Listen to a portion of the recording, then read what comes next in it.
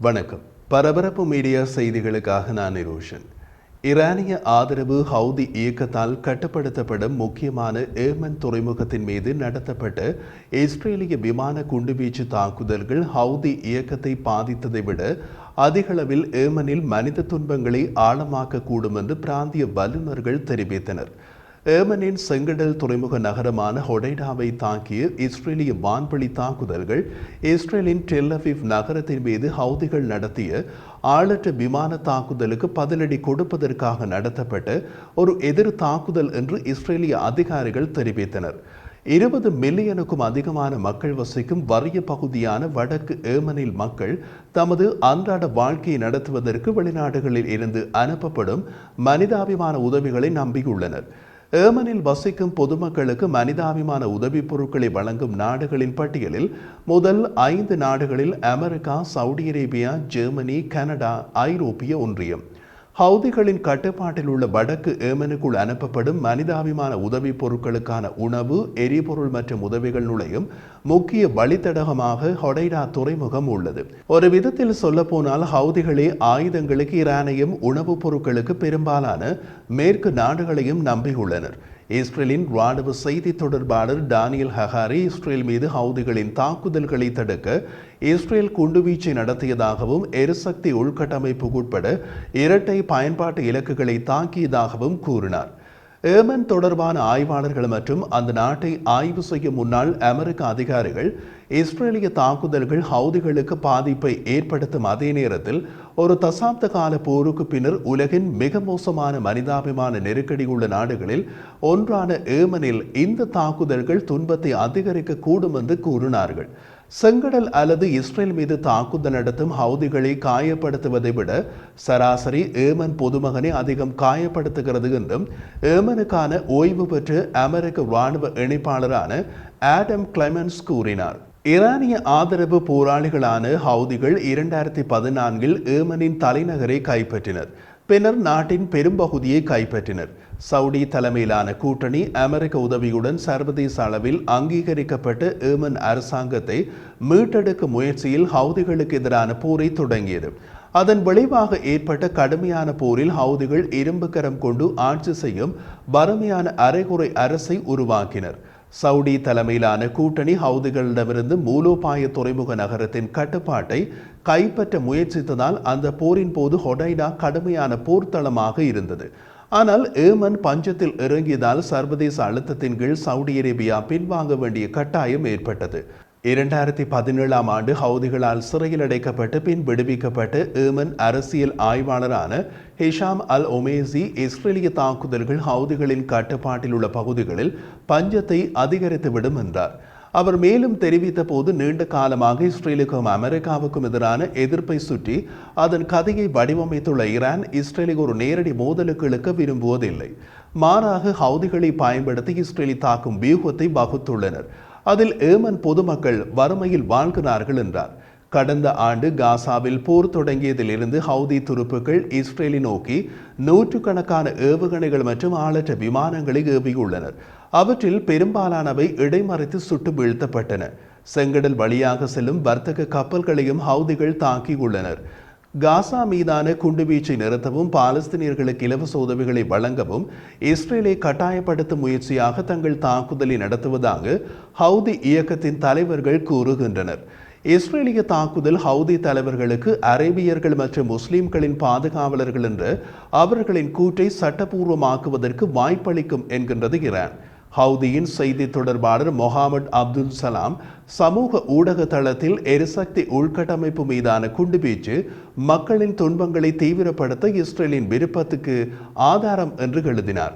Israel ஏன் தாக்குதல் நடத்தியது என்று அவர் குறிப்பிடவில்லை.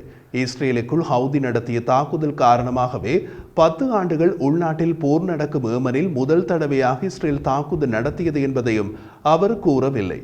ஏமனில் இருந்து இதுவரை ஒதுங்கியிருந்த இஸ்ரேல் இப்போது ஏமனுக்குள் தாக்குதல்களுடன் வந்துள்ளது. ஹவுதி தாக்குதல்கள் தொடர்ந்தால் இஸ்ரேலிய தாக்குதலும் தொடரும் என்பது எளிமையான பொது அறிவு. மற்றொரு விஷயம், ஹொடைடா துறைமுகம் ஹவுதிகளுக்கு வரி வருவாயின் முக்கிய ஆதாரமாக உள்ளது. அத்துடன் ஹவுதிகளின் கட்டுப்பாட்டில் உள்ள வடக்கில் வசிக்கும் ஏமனியர்கள் மனிதாபிமான உதவி இறக்குமதிகளுக்கு நம்பியிருக்க ஒரு முக்கிய துறைமுக உள்கட்டமைப்பு. இஸ்ரேலிய தாக்குதல்கள் ஒரு மின் நிலையம் மற்றும் துறைமுகத்தை சுற்றியுள்ள எரிவாயு மற்றும் எண்ணெய் கிடங்குகளை தாக்கியது. அதனால் துறைமுக உள்கட்டமைப்புகளும் எரிந்தது. அந்த கட்டமைப்புகளை மீண்டும் கட்டுவது அதிக செலவு மற்றும் நேரத்தை எடுத்துக்கொள்வதாக இருக்கும் என்று ஆராய்ச்சி நிறுவனமான நவந்தி குழுமத்தின் மூத்த மத்திய கிழக்கு நிபுணர் மொஹாமட் அல் பாஷா கூறினார். வடக்கு ஏமன் முழுவதும் கடுமையான எரிபொருள் பற்றாக்குறை ஏற்படும் என்றும் அவர் கணித்தார். இது வடக்கு ஏமன் மருத்துவமனைகளுக்கான டீசல் ஜெனரேட்டர்கள் போன்ற அத்தியாவசியங்களை பாதிக்கலாம். மேலும் கோடையில் வெப்பம் 100 டிகிரியை தாண்டும் போது மின் நிலையத்தை சேதப்படுத்துவது உள்ளூர் மக்களின் துன்பத்தை மேலும் மோசமாக்கும் என்றார். ஹொரைடாவில் உள்ள 4 பிள்ளைகளின் தந்தையான 46 வயதான முனீர் அஹ்மத் எரிபொருள் தட்டுப்பாடு ஏற்படும் என்ற அச்சத்தால் நகரை சுற்றியுள்ள எரிவாயு நிலையங்களில் ஏற்கனவே நீண்ட வரிசைகள் உருவாகி வருவதாக கூறினார். தாக்குதல்கள் மிகவும் தீவிரமாக இருந்தன. அவை போரின் ஆரம்ப நாட்களை நமக்கு நினைவூட்டுகின்றன என்று திரு முனீர் அஹ்மத் கூறினார். வாழ்வாதாரத்திற்காக துறைமுகத்தை நம்பியுள்ள மீனவர்களும் மற்றவர்களும் தப்பியோடினார்கள். ஈரானில் இருந்து ஹவுதிகளுக்கு ஈரானிய ஆயுதங்களை மாற்றுவதற்கான விநியோக பாதையாகவும் ஹவுதிகளுக்கு கணிசமான வருமான ஆதாரமாகவும் இருப்பதால் துறைமுகத்தை சுற்றியுள்ள பகுதிகளை தாக்கியதாக இஸ்ரேலிய இராணுவம் கூறுகிறது. டெல்லவிவ் மீதான ஆளற்ற விமான தாக்குதல் ஹவுதிகளை கட்டுப்படுத்த ஹொடைடா துறைமுக தாக்குதல் நடவடிக்கை அவசியம் என்பதை காட்டுகிறது என்று இஸ்ரேலிய பிரதமர் பெஞ்சமின் நேத்தன்யாகு கூறினார். ஹொடைடா துறைமுகத்தின் கட்டுப்பாட்டை பெற முயன்ற போது சவுடி தலைமையிலான கூட்டணி இதே போன்ற வாதங்களை முன்வைத்தது. ஆனால் அமெரிக்கா அதை நிறுத்த அழுத்தம் கொடுத்தது.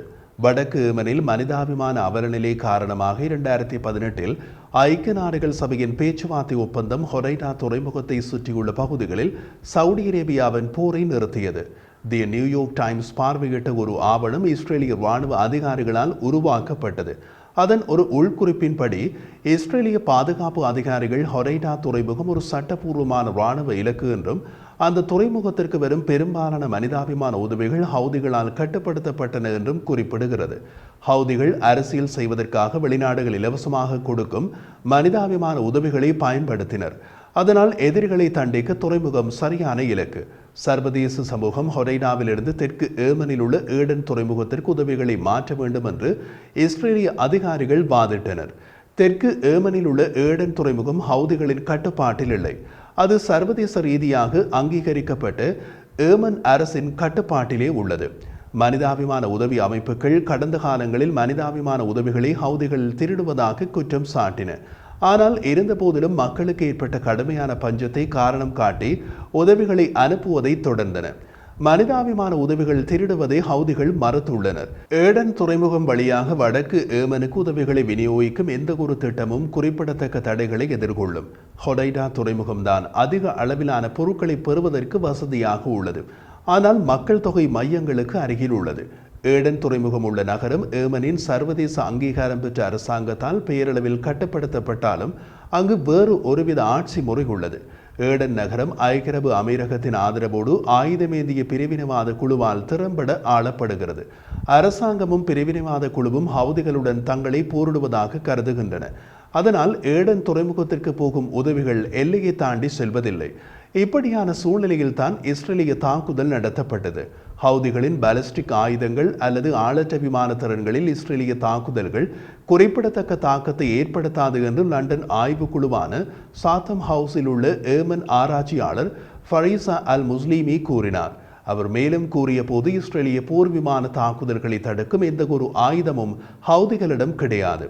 ஹவுதிகள் இஸ்ரேல் மீது மேலும் தாக்குதல்களை நடத்த வாய்ப்புள்ளது என்றும் ஐக்கிய அரபு அமீரகம் மற்றும் பஹ்ரைன் உட்பட பாரசீக வளைகுடாவில் உள்ள அமெரிக்க நட்பு நாடுகளின் மீது ஈரானின் உத்தரவுப்படி ஹவுதிகள் தாக்குதல் நடத்த வாய்ப்புள்ளது என்றும் அவர் கூறினார். ஏமனை ஆய்வு செய்யும் மற்ற அறிஞர்களைப் போலவே இஸ்ரேலிய தாக்குதல் பொதுமக்களின் அவல நிலையை மோசமாக்கும் என்று அவர் கூறினார். காசாவில் ஹமாஸை அகற்றுவதற்கான இஸ்ரேலிய இராணுவத்தின் தாக்குதலை போன்ற அணுகுமுறையை விவரித்தார். அவரது வார்த்தைகளை மொழிபெயர்ப்பு செய்தால் காடுகளை எரித்துத்தான் பாம்புகளை கொல்ல வேண்டும் என்று அவர் நம்புகிறார். ஹவுதி ஆட்சியின் கீழ் வடக்கு ஏமன் மக்களின் வாழ்க்கை ஏற்கனவே பரிதாபமாக உள்ளது. இனி அது பேரவலம் என்ற நிலைக்கு மாறும் என்பதை நினைவில் கொள்வது அவசியம் என்றார் அவர்.